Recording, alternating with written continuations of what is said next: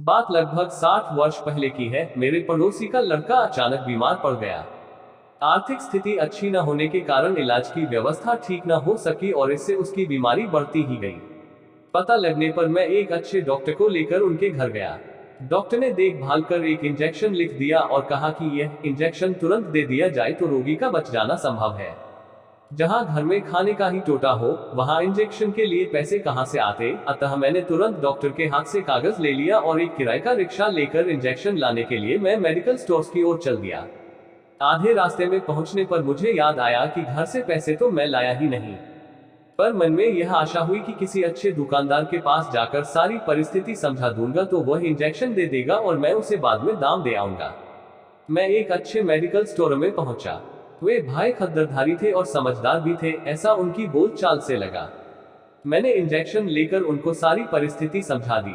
कुछ ही देर में दुकानदार महोदय के चेहरे का भाव बदल गया और उन्होंने उधार न देने की बात कहते हुए टर्म्स कैश साइन बोर्ड की ओर मेरी दृष्टि खींची।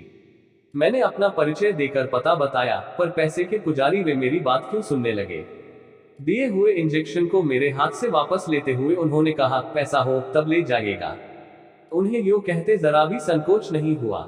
मैं दुकान पर पहुंचा था, तब इन दुकानदार भाई ने कितनी सुंदर प्रेमपूर्ण मानवता की मुहर मुझ पर लगाई थी। उसके साथ इस समय के इस कोरे व्यापारी की तुलना नहीं हो सकती।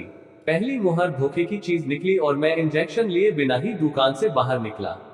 रिक्शे वाले ने मेरे हाथ में इंजेक्शन न देखकर सहज ही पूछा, भाई इंजेक्शन ले आए? मैंने सब हकीकत उसे सुना दी और मेरे आश्चर्य के बीच किराए पर रिक्शा चलाने वाले तथा मुश्किल से 2 रुपये रोज कमाने वाले उस रिक्शा चालक भाई ने मेरे हाथ में 10 रुपए का नोट निकालकर रख दिया और कहा, जाइए इंजेक्शन ले आइए।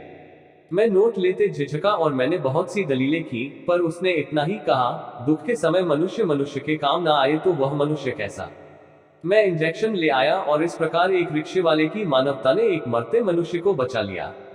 मजदूरी करके पेट पालने वाला रिक्शा चालक जन्म से ही भला था, इसलिए वह आज तक वैसा ही भला बना रहा। इधर नाटक करता हुआ वह व्यापारी समय पर मानवता की नकाब फेंक कर अपने मूल स्वरूपम में आ गया। आई थिंक यह सच्ची कहानी आपको अच्छी लगी होगी। यदि अच्छी लगी है तो हमारे चैनल को लाइक, कमेंट एंड सब्सक्राइब करें। मिलते हैं ऐसी ही एक सच्ची और रोचक घटना के साथ नेक्स्ट अगले वीडियो में। तब तक के लिए जय श्री राम।